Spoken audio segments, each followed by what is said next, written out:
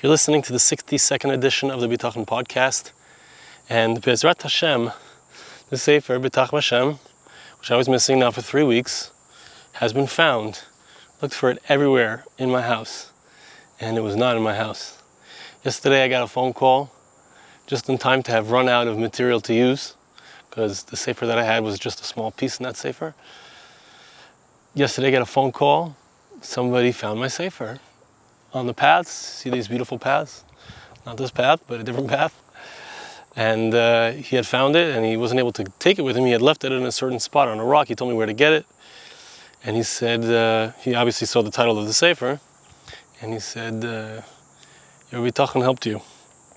So it's important to know, because I had this Bitachon 3 weeks ago that I was going to find the Sefer, and I looked everywhere for it. I did not find it. But Baruch Hashem was returned to me, and we'll be able to continue. And actually asked my son, or mentioned to my son that it was found, and he told me that he actually has another copy of this book, which I didn't even realize. So there's a backup copy that exists. Let's learn this together, continuing in the Rabenu Yonah, in Psukim and Mishlei. This is a pasuk in Mishlei Aleph, Parak Aleph, pasuk Chav Ches. Beiteach ba'ashrei hu yipoil. When a person trusts in his wealth, he will fall. V'che'oleh tzadikim yifrachu. But the righteous, they will flower like a leaf. Interesting. I guess we watch leaves as they grow on the trees. They're green, they have life, they're attached to the source. So indeed, when we have Bitachon and HaKadosh Baruch Hu, so then we're attached to true life. But those who trust in their own wealth, trust in their own actions and their own wisdom, they are bound to fail. Says the Rabenu Yonah. You can also explain that a person, what does it mean when it says in the verse that a person who trusts in his wealth, he can fall? When a person trusts in his own wealth, he's doing something wrong, right? We have a mitzvah to be Bitach. We have an obligation. Even if our Bitachon does not work, we still have an obligation, right? I said, I had Bitachon 3 weeks ago, it seemed to not work, right? But it did come back with the message that it was because of my Bitachon, right? So a person who has Bitachon in himself, in his own wealth, that's having Bitachon in something which is impermanent and which can't possibly control all the outcomes. Right? Only HaKadosh Baruch Hu controls everything. Hashem is the source of life. So the person who trusts in his own wealth, he trusts in something physical, in his own wisdom, his own money, which represents his wisdom, so he receives a punishment. Hashem says, Kiviyachol, you want to trust in that? Let's see how it goes for you. And he loses his wealth. Like the pasuk says, this is also Shlomo HaMelech, King Solomon, in Koheles Parak Hey, pasuk Yud Gimel. Koheles says, the word of Hashem through his prophet, which is that the person will lose his wealth. The person who, it's talking in that pasuk about someone who he watches over his money and is not willing to spend it. Why? Because he wants to protect his money. He wants to hold on to his assets. He doesn't want to be dependent on anything or anybody. So he's got that money. He knows he can depend on himself. Right? That person is going to lose his wealth in a bad way. Uchsiv, the verse says, will a person place his eye upon it? Can you fleetingly look at the wealth? It's not going to remain. But the converse, the righteous, who indeed place their trust in Hashem, in HaKadosh Baruch Hu, not in themselves.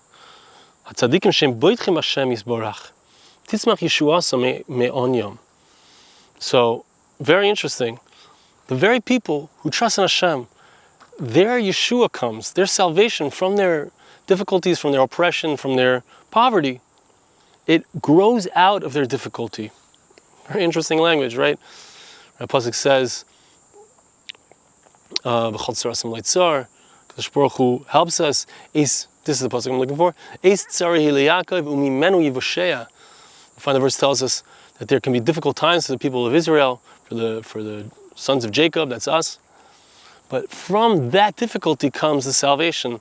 The difficulty itself is what creates our salvation, an opportunity for salvation, when we trust in HaKadosh Baruch Hu. So the rich person is trying to avoid any problems. He's trying to say, I'm not interested in anything which is unpleasant. I'm not interested in unpleasant situations.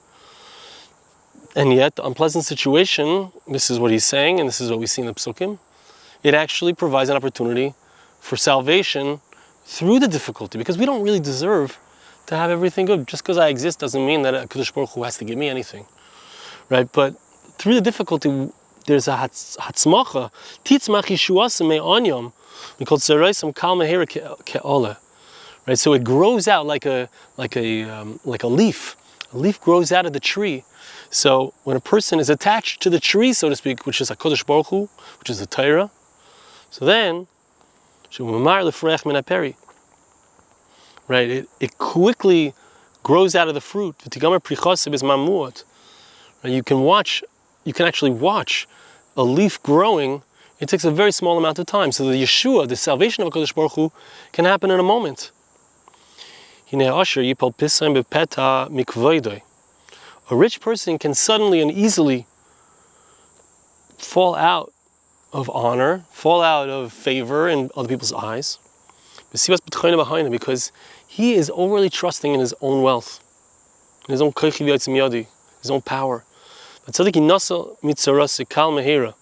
But a righteous person can be saved very quickly and easily because he trusts in HaKadosh Baruch Hu. So this is a very powerful idea. Where do we place our trust? It's so important. Where do we place our trust? The righteous person places his trust in HaKadosh Baruch Hu and says it's going to be good, even though it's not right now, even though I don't see how it's going to be good, and it does become good. The wealthy person is the exact opposite. He places his trust in his wealth. He says, I've got it all, I'm good, and it turns around for him. Maskil al-davar. Okay, next. That's that pasuk. So now we have another pasuk. It's in Mishlei, Perek Tezayin, pasuk Chaf. Maskil al-davar yimtza toiv u'betech b'shem ashrav. A person who is wise, he will find good.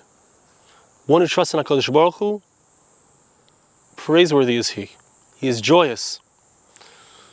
U'betech b'shem ashrav, says the Rabenu Yonah. What is the pshat in this pasuk, this verse that says that one who trusts in Hashem is praiseworthy, or he is joyful?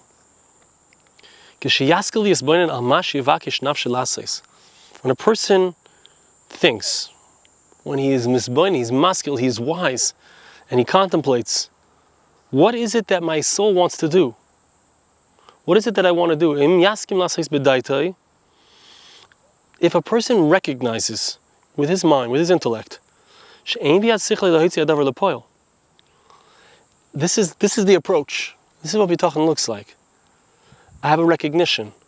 I don't have the ability. It's a true thing. Right? To the extent that we attach ourselves to truth, God, his stamp is truth. Right? If we attach ourselves to the truth, we're attaching ourselves to HaKadosh Baruch Hu. So what's the truth? I don't have the power. I cannot affect any result. I cannot bring about anything.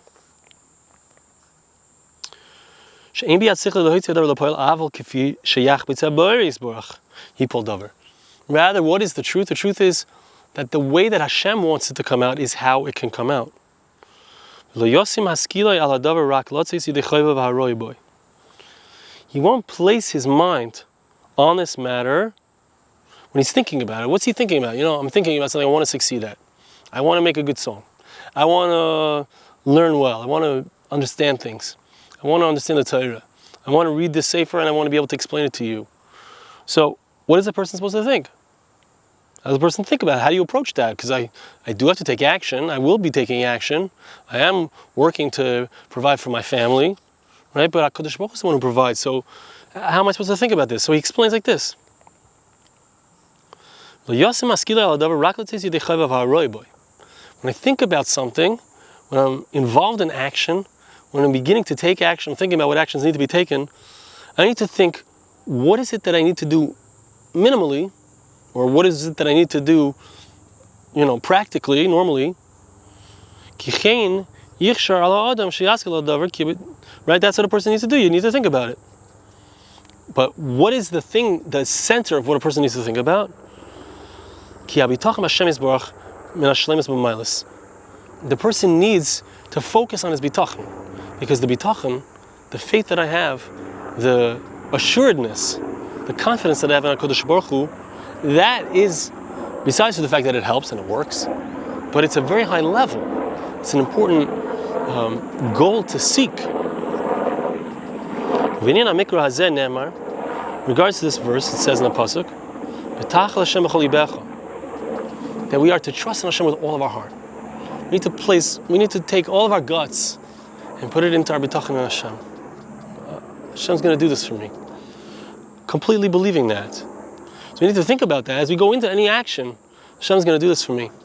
Hashem, help me with this action that I'm taking. Hashem, do this for me. But we see from this pasuk, which is maskil, that's the pasuk we're talking about. Maskil davar yimtza tov. If you think about things, you will find good. One who trusts in Hashem is praiseworthy, is joyous. Right? That's the verse we're discussing. This teaches us that the thoughts that we need to have, you want to find some good result, right? We need to be thinking about our bitachon. We need to think about the fact that it's Hashem who does it for us. This is teaching us that with the bitachon that a person has, that a person is obligated to have, we think about our actions and we take action. But in the moment that I'm taking action, I need to kind of, I don't want to say space out, but I need to remove my intellect from the situation. Right? The one who is wise, what does he do? He finds good. When he does that which the mind agrees with, that a person decides, this is the thing I need to do. If a person does not depend on his mind, he doesn't depend on the action that he's taking. You're taking the action that you need to take, yes. But at the same moment, you're thinking a contradictory thought. That even though I think that this is the right action to take in order to get a certain result, I don't believe that this result is going to bring me what I seek. I don't believe it. And I'll tell you a story that happened to me last week. HaKadosh Baruch Hu has directed me to work with a coach, a person who's helping me with different parts of my life, business, whatever. And we discuss certain actions to take to get more jobs, etc. That day, I don't remember if I took any actions yet, if I followed up on any of the things that was suggested to me, but that day I got 2 job requests. One was for a wedding in November, and one was for a job 2 days later, a Simchas Siyum HaSefer Torah. So what do you see? Very clearly, what is HaKadosh Baruch Hu showing me? What am I supposed to take out of that? What am I supposed to see? I see that I'm supposed to take action. I had to take serious action, like he's saying. He's not saying don't take serious action, but he's saying remove your mind from it. The actions that I'm going to take, that just shows that I'm not a lazy guy. I'm not here to, just open my hand and say, drop it on me. Like, I'm not, there is such a thing also. It's a very, very high level. Okay? Rak al rachamei shamayim, a person needs to depend only on a Kodesh Baruch Hu's rachamim, on his mercy. Yishayin gam k'sheyera sichloi. That's what he needs to lean on, even when his mind is giving him direction. Even if the mind tells you something, he says, if you're going to do this, there's no way you're going to get to what you want. You're not going to succeed. If you take a particular action, or maybe the mind is saying, there's just no way to succeed. Nikuda, period. Right?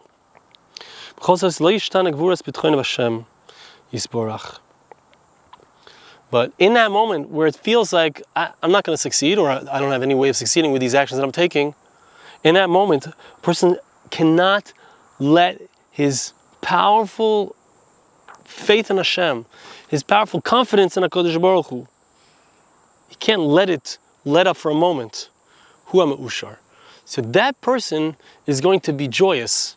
That person is going to be joyous whether or not he receives the results that he wishes. And I would say that it seems that it's more likely that the person will receive the results that he wishes. But even if he doesn't, he knows that HaKadosh Baruch Hu is on his side. He knows that Hashem is with him.